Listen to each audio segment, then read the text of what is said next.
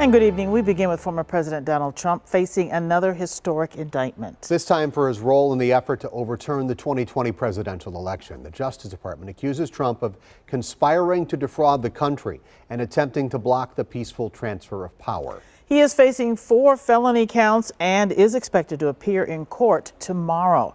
Now, Wisconsin is playing a large role in this indictment. For more on that, we're joined by Bruce Harrison in the newsroom. Bruce, what have we learned? Steve and Carol, well, based on the indictment, Wisconsin does play a key role in this prosecution. I've read through the entire document, and it says the alleged plan to create false electors was born out of ideas from a conspirator right here in Wisconsin. And Special Counsel Jack Smith says, while this may have begun as a legal strategy, it grew into, and these are Smith's words, a corrupt plan.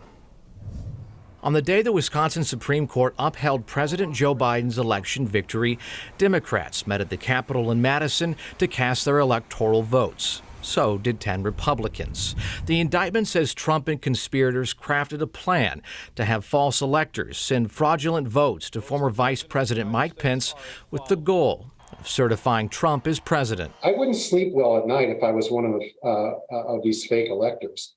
There's a lot of time during which they could be charged. Wisconsin Attorney Lester Pine says the Dane County District Attorney or State Attorney General could criminally charge the Wisconsin Republicans for falsely assuming to act as a public officer or false swearing. But if I were in either of those positions, I would have charged these people a long time ago. These were 2 felonies that I believe were committed in plain sight. Last month, Michigan filed criminal charges against 16 people, accusing them of falsely acting as electors.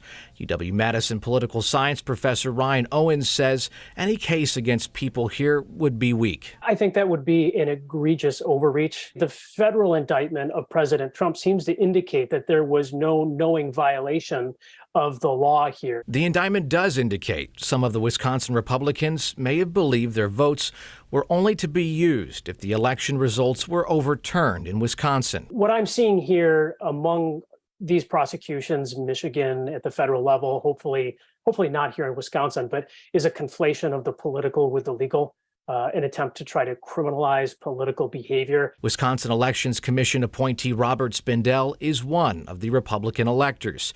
He told me he's not commenting about anything. I reached out to several others, but haven't heard back. And through a separate federal investigation, there's indications that at least one of the Republican electors did have concerns about how the votes would be used and may not have known the ultimate plan alleged in Special Counsel Jack Smith's indictment. Attorney Pine says if charges are brought here in Wisconsin, it will be up to a jury to decide who actually knew what. Back to you.